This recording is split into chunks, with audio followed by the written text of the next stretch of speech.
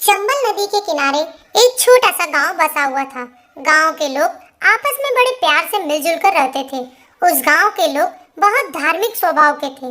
वहीं गांव के बीचों बीच एक बहुत ही सुंदर भव्य भगवान का मंदिर स्थापित था। उस मंदिर में सभी गांव वाले प्रतिदिन पूजा अर्चना करते थे। उसके बाद ही कोई अन्य कार्य करते। उस मंदिर की देखभाल की जिम्मेदारी एक पुजारी पर थी, जो मंदिर परिसर में ही निवास करते थे। वह सुबह से लेकर रात तक ईश्वर की पूजा अर्चना में लगे रहते थे। सब कुछ ठीक चल रहा था कि अचानक एक दिन गांव पर प्रकृति का कहर मूसलाधार बारिश के रूप में टूटा, जिससे गांव की नदी में बाढ़ आ गई।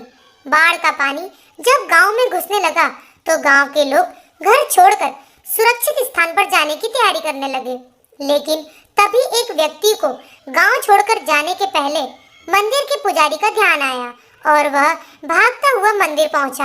वहां पहुंचकर वह पुजारी से बोला, पुजारी जी, बाढ़ का पानी हमारे घरों में घुसने लगा है।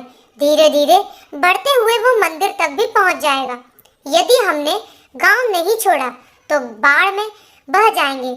हम सभी सुरक्षित स्थान पर जा रहे हैं, आप भी हमारे साथ चलिए। लेकिन पुजारी ने उस व्यक्ति के साथ जाने से इनकार कर दिया और वह बोला, मैं तुम लोगों जैसा नास्तिक नहीं हूँ। मुझे भगवान पर पूरा भरोसा है। पूरे जीवन मैंने उसकी आराधना की है। वह मुझे कुछ नहीं होने देगा। तुम लोगों को जाना है तो जाओ, मैं यहीं रहूंगा। पुजारी की बात सुनकर वह व्यक्ति वहां से चला गया और पुजारी भगवान की प्रार्थना में लीन हो गया। थोड़ी ही देर में बाढ़ का पानी मंदिर तक पहुंच गया। पानी बढ़ते बढ़ते पुजारी के पेट तक पहुंच गया।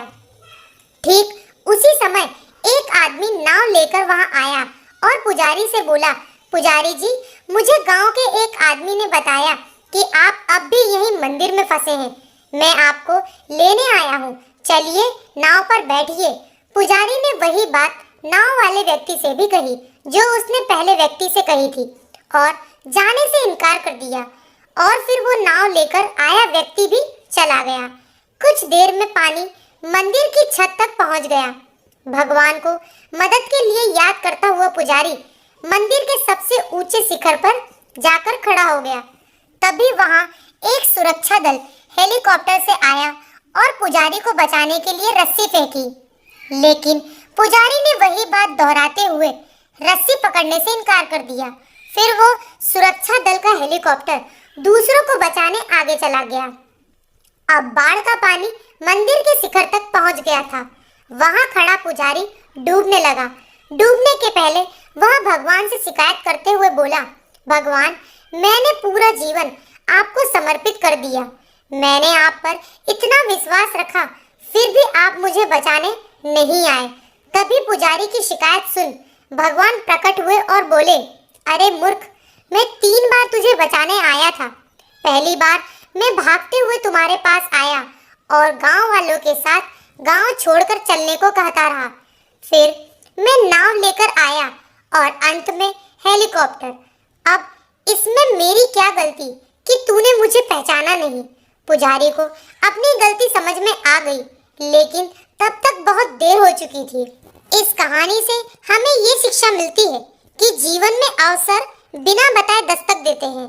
हम उन्हें पहचान नहीं पाते और जीवन भर शिकायत करते रहते हैं कि अच्छा और सफल जीवन जीने का हमें अवसर ही प्राप्त नहीं हुआ। इसीलिए अवसर किसी भी रूप में सामने आए, उसे अपने हाथ से न जाने दें। दोस्तों, कहानी आपको कैसी लगी कमेंट बॉक्स में जरूर बताएं और लाइक करें, शेयर करें, सब्सक्राइब करना ना भूलें। Thank you.